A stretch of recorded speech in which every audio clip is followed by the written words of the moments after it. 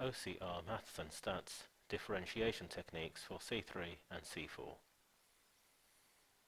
If you differentiate sine f of x, where f of x represents any angle as a function of x, you get cos, and then the same angle that you had here, f of x, but you multiply by the derivative of the angle.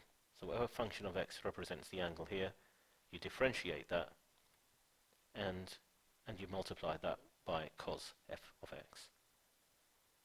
If you differentiate cos, and the angle here can be any function of x, then you get minus f dash x, so minus the derivative of the angle times sine f of x. So f of x there is the original function of x representing the angle. Now for these two formulae, the angle is measured in radians and not degrees. So make sure you are working with radians and not degrees. You can easily convert degrees to radians if you have to before you start, and then you can use these rules for differentiating sine and cos. A very useful diagram to remember what you get when you differentiate sine and cos is this. So if you differentiate sine x, you get cos x. Differentiating cos x gives you minus sine x. Differentiating minus sine x will give you minus cos x, and differentiating minus cos x will give you sine x. This is worth memorizing. It's very useful. It's also useful for integration, and for integration it works in an anti-clockwise manner. So if you integrate cos, you get sine. Integrating sine gives you minus cos. Integrating minus cos will give you minus sine, and integrating minus sine will give you cos. So it's very useful for both differentiation. So if I just write down d by dx, that's going clockwise, and it's also very useful for integration going anti-clockwise. So differentiating sine 2x plus 1, where the angle is in radians, is equal to, so differentiating sine gives cos. Differentiating sine will give us cos.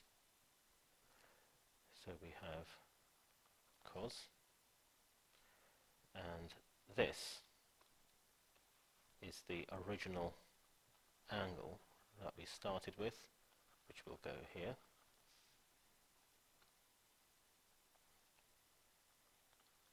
X plus 1, and then we multiply by the derivative of the angle here.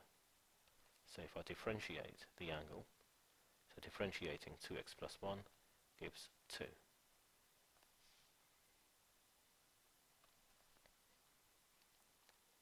Differentiating sine pi x minus 1 equals cos pi x minus 1, and then differentiating the angle here. So if we differentiate everything in the brackets here, we get pi. Then we multiply by pi.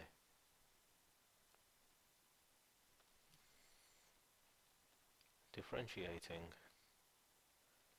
sine pi x squared minus 2.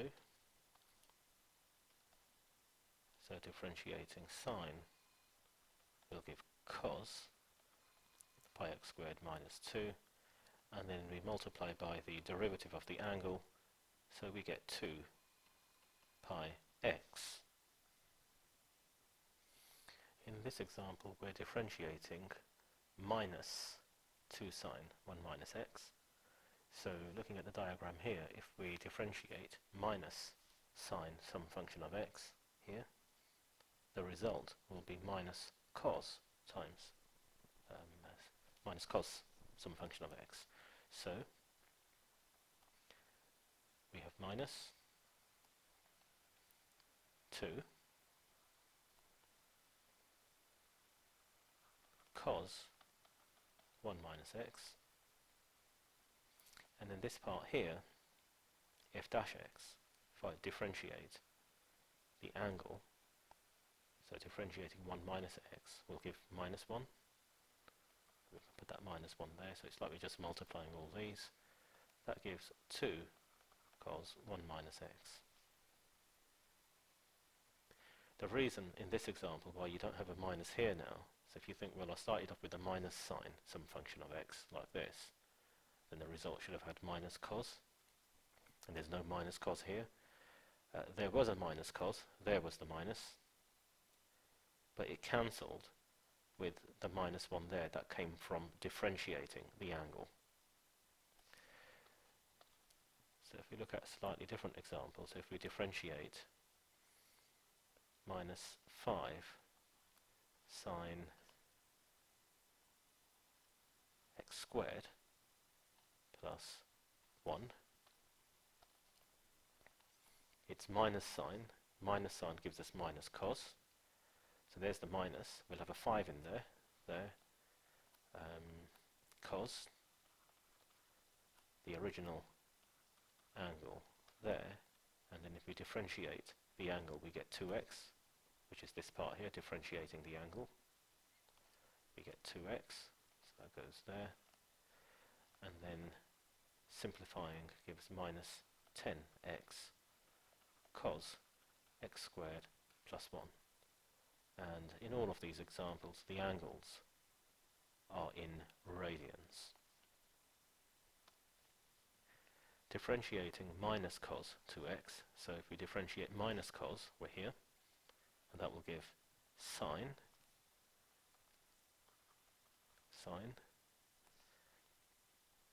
so that's sine, and then you've got the original angle, 2x, and we multiply by the derivative of the angle, so differentiating 2x gives 2. Differentiating cos will give minus sine. We're multiplying by 3, so sine, the original angle there, and the derivative of the angle, which is differentiating 5x squared minus 2 to give 10x. We'll go here, and then simplifying, we have minus 30x sine 5x squared minus 2. Differentiating sine 2x plus cos 2x, so differentiating sine 2x first, and differentiating sine will give us cos, and then differentiating cos 2x, so differentiating cos will give minus sine, so we have minus 2 sine 2x. X is equal to 5 cos 5y. We need to work out dy by dx to work out the gradient of the curve. So let's start off by differentiating. So that's x is equal to, so it's dx by dy. So differentiating cos will give minus sine. So minus, there's the 5 there, that 5 is here. So we'll get sine, then the original angle here, and then we differentiate the angle to give us 5. So we're multiplying all this lot together, which gives minus 25 sine 5y. Now we know that dy by dx is equal to 1 over dx by dy. So 1 over 25 sine 5y. That minus we can put in the front like this. So we have minus 1 over 25, and 1 over sine is the same as cosec 5y. So to work out the gradient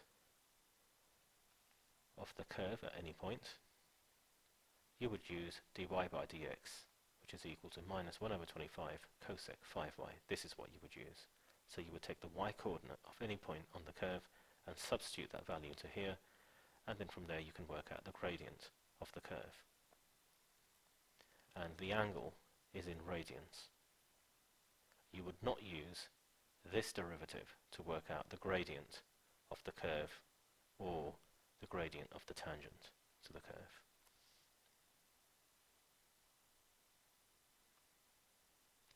The gradient is given by the change in y divided by the change in x.